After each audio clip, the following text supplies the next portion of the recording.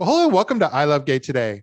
And this is the second of what we consider kind of a very important interview series and story getting out there because nationwide we're reading more and more about how bars and restaurants, they've been struggling during the last year in the pandemic, and now things are starting to open up. There's hope. And what are they all doing in terms of, different strategies and things to survive and make it through this year so we can hopefully appreciate and be with them all this summer. And right now we're here with an icon from New York City. There's several that are that probably most folks have heard of. This is Helen Buford from the Julius Bar in New York. How are you?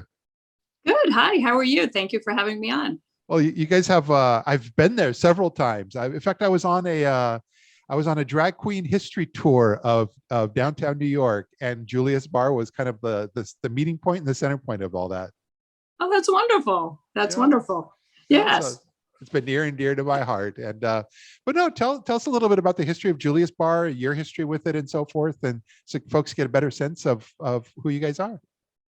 Okay, so actually, Julius's Bar has been there since 1864, the building. Wow. And then in the 20s, it was a speakeasy. And then in 1934, it got its first liquor license, a legal place. And,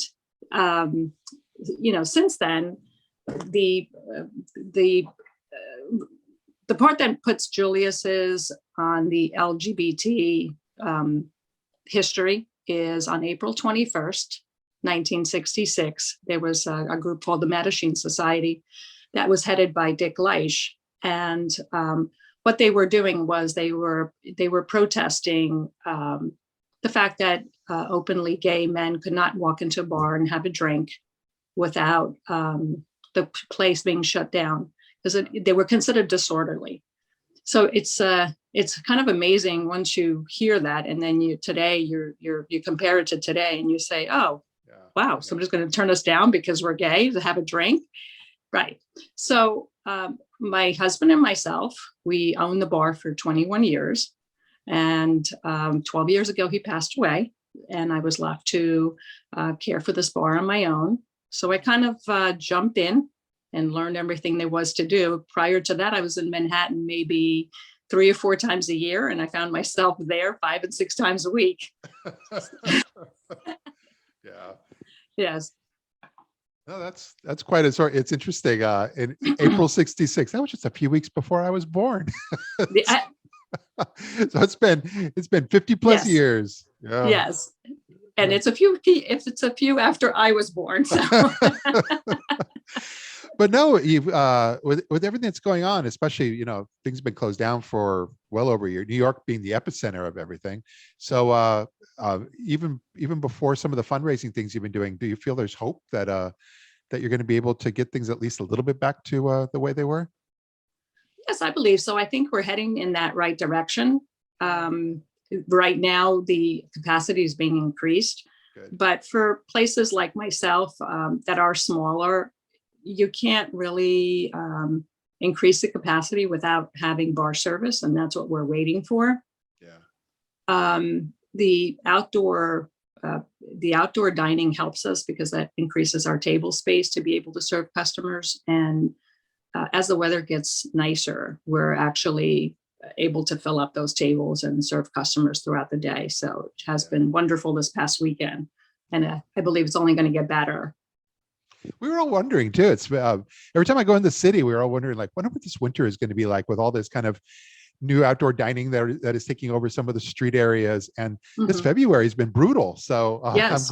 at least when you talk about hope, last week was one of the nicest weeks we've had all year, and I feel like everybody's starting to think now about what they're going to be doing and going back out again. Well, yes, that's correct. It's the outdoor spaces are pretty interesting because according to the rules that they have set for us, they're supposed to be outdoor spaces, and a lot of these spaces are enclosed and they're outdoor indoor spaces. So that's a little interesting too. That's a whole nother story for a whole nother day. Yeah. But yes.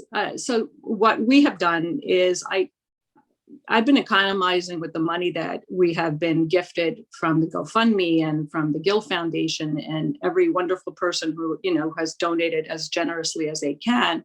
Yeah. So I want that money to go far with supplies, paying the employees, paying the bills, and so forth.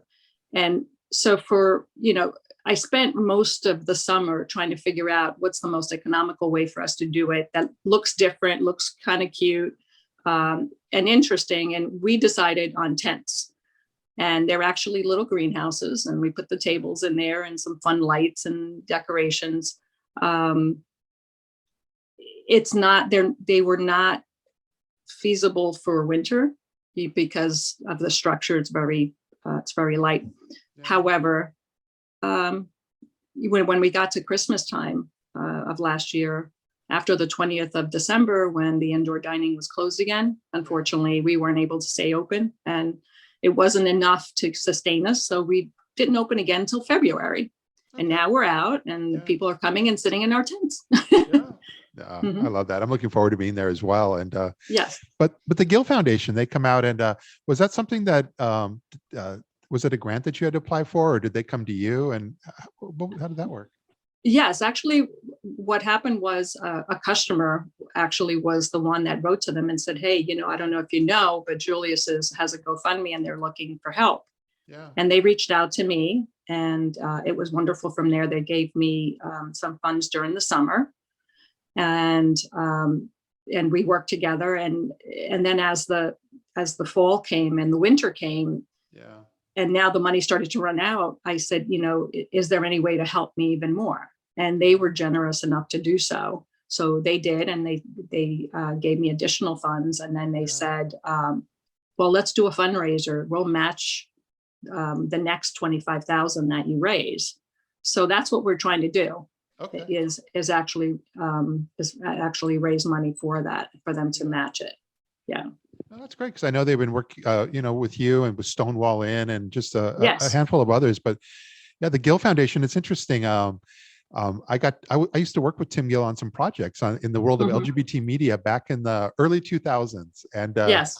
he and I got together in Denver for breakfast and chatted about ways to work together even more. And I've always he and his team, they've always had a very fond place in my heart. So it's wonderful, almost 20 years later, that they're doing this with you all.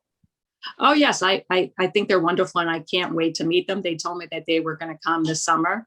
Yeah. And it's going to be a beautiful day when I get to meet them in person and actually give them a hug and say thank you for saving us. We're